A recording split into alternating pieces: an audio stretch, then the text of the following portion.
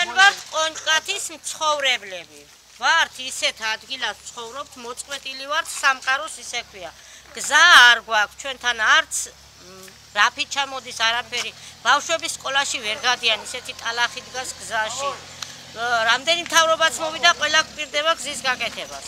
არავინ არ გვაქცევს ყურადღებას და ძალიან გთხოვთ, თუ რამე საშუალება იქნება, რომ მოგვაქციოთ ყურადღება. გასასვლელი გზა არ გვაქვს.